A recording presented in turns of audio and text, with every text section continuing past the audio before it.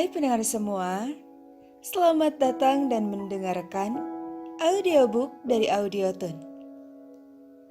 Kita lanjutkan novel karya K.L. Nurmala yang berjudul Tuan Muda yang Terhina. Dengan pengisi suara Restika. Dan inilah episode yang ke-22, Kesal. Selamat mendengarkan. Sorot mata setajam elang dari pemiliknya yang berekspresi dingin tertuju pada Jaya Diningrat yang bermandikan keringat di ruangan ber-AC. Pria parubaya itu menggigil ketakutan, walaupun pria Timur Tengah di hadapannya tidak berbuat apa-apa. Jaya tidak tahu menahu perihal pengakuan Melani putrinya, tapi ia dan perusahaan yang terkena imbasnya. Al-Fatih Group menarik investasi yang baru saja mereka setujui. Saat ini, Jaya sedang diinterogasi oleh Ahmed atas kesalahan Melani. Tuan, saya benar-benar tidak tahu. Saya berjanji akan segera menarik berita itu dan membuat putri saya memberikan pernyataan klarifikasi.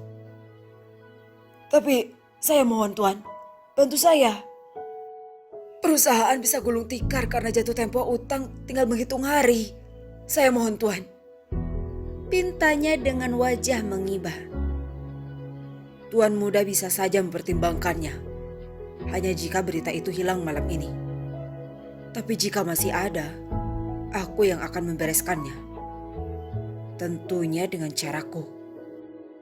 Ujar Ahmed datar dan terkesan dingin. Jaya memberanikan diri menatap wajah Ahmed. Pria yang duduk santai sambil mengetuk-ngetukkan pena ke meja itu lebih menakutkan bagi Jaya jika dibandingkan dengan Arjuna. Baik Tuan, saya akan segera menyelesaikannya. Sekali lagi saya mohon, tolong bujuk Tuan muda agar kembali berinvestasi di perusahaan saya. Pinta Jaya dengan kedua tangan yang ditangkupkan di depan dada. Pergilah, titah Ahmed. Jaya mengangguk cepat. Ahmed menatap tajam langkah Jaya yang tergesa-gesa. Ahmed mulai gusar jika berita ini sampai menyebar julukan Tuan Muda Al-Fatih yang disandang Arjuna bukanlah julukan biasa. Arjuna mungkin tidak tahu. Andai satu saja anggota keluarga Abdullah Al-Fatih mengetahui keberadaannya, tidak hanya posisi, tapi juga keselamatan Arjuna bisa terancam. Tuan muda harus secepatnya mengerti dan menguasai cara kerja perusahaan. Tuan Zaid, sungguh aku melihat bayanganmu di mata Tuan muda. Semoga Anda beristirahat dengan tenang. Karena aku percaya Tuan muda bisa membuat Anda bangga. Ucapnya bermonolog. Arjuna memarkirkan motornya di luar garasi. Ketika melihat mobil Natasha sudah ada di dalam garasi, Arjuna pun bersiap menerima amarah istrinya. Tak lama, langkah Arjuna yang tergesa-gesa itu pun terhenti bersamaan dengan suara mesin mobil yang dimatikan. Arjuna kembali berlari keluar dan menatap nanar pada sepeda motornya yang terjatuh karena ditabrak oleh mobil Joshua. Arjuna menatap tajam pada Joshua yang keluar dari mobil. Dengan wajah tanpa rasa bersalah, Joshua pun bertanya, "Ada apa Arjuna? Kau sengaja melakukannya kan?" Tanya Arjuna menahan geram. Oh, ternyata yang kutabrak barusan itu motormu. Aku kira nyarongsokan. Hahaha, jangan khawatir. Aku bisa saja menggantinya kalau kau mau. Ujar Joshua dengan raut wajah mengejek. Tidak usah, terima kasih. Jangankan sepeda motor. Sebentar lagi, kau tidak akan bisa membeli apapun juga. Sekalipun itu hanya sebuah sepeda bekas. Saut Arjuna sambil memperbaiki posisi motornya. Arjuna menuntun motor itu ke dalam garasi. Ia tidak peduli dengan seringaian Joshua. Ada apa dengan dia? Percaya dirinya tinggi sekali. gumam Joshua. Arjuna masuk ke dalam rumah dan langsung menuju kamarnya. Ekspresi datar Natasha yang terduduk di sofa menyambut Arjuna sejak pintu kamar itu terbuka. "Tasya, kau sudah pulang?" tanya Arjuna basa-basi. Natasha hanya diam. Tatapannya membuat Arjuna salah tingkah. "Aku akan membuatkanmu teh. Tunggu sebentar. Aku tidak akan lama." Arjuna membalikkan badannya, tapi kemudian ada sesuatu yang mengenai punggungnya. Arjuna melihat sebuah bantal sofa terjatuh tak jauh dari kakinya. Rupanya Natasha melemparkan bantal itu pada punggungnya. Arjuna mengambil bantal itu sambil tersenyum dan saat berbalik, satu bantal lagi dilempar Natasha tepat mengenai wajah Arjuna. "Tasya," ucap Arjuna lembut. "Buatkan aku makan siang. Apapun itu, asalkan ada asparagus. Cepat!" titahnya dengan nada tinggi. "Makan siang di jam segini? Apa kau tadi tidak makan? Aku kan sudah..." "Cepat!" pekiknya dengan kedua mata yang membulat sempurna. Baik, tapi asparagus tidak ada di dapur. Bagaimana kalau yang lain saja? Supaya aku tidak harus membelinya dulu dan makanannya juga cepat selesai," ujar Arjuna. "Kau membantahku?"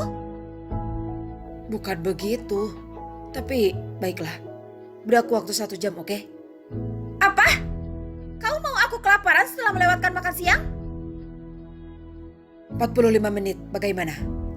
Setengah jam. Aku akan selesai dalam 30 menit. Tahan dulu sebentar laparnya ya. Arjuna cepat-cepat menaruh 2 bantal yang dipegangnya, lalu membalikkan badan dan bergegas keluar kamar, dan berjalan menuju garasi. Ia berharap ada asparagus di supermarket terdekat.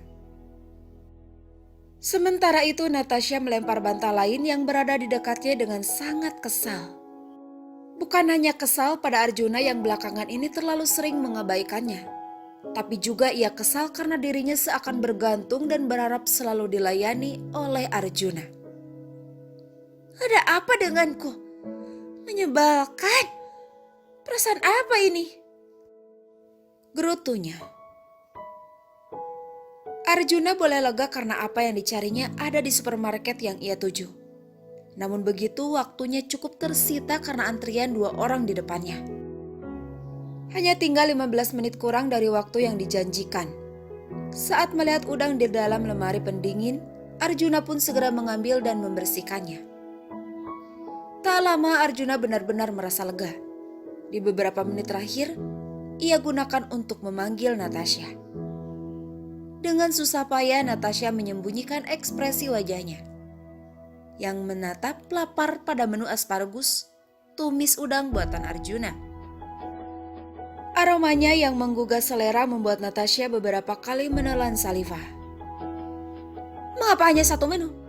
Apa karena aku hanya meminta ini dan kau tidak membuatkan yang lain?"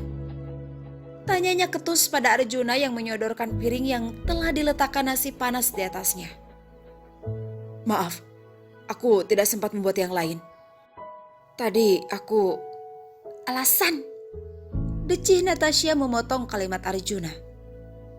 Arjuna menundukkan kepalanya sambil tersenyum tipis. Natasha mendelik padanya sambil berkata, "Pergilah, bersihkan kamar mandi.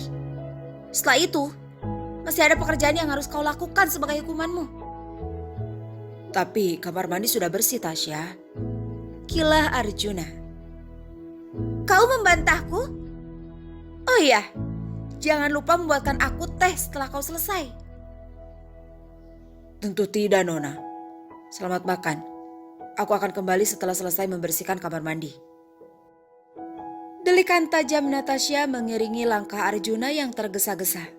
Ketika sampai di ujung tangga, Arjuna menoleh ke ruang makan dan tersenyum senang melihat Natasha yang sangat lahap menikmati makanannya. Arjuna meneruskan langkah menuju kamar. Ia pun merogoh pemberian Rahul dari dalam saku celana. Arjuna menatap sekilas sambil mengulumkan senyuman. kemudian dimasukkan lagi ke saku celananya.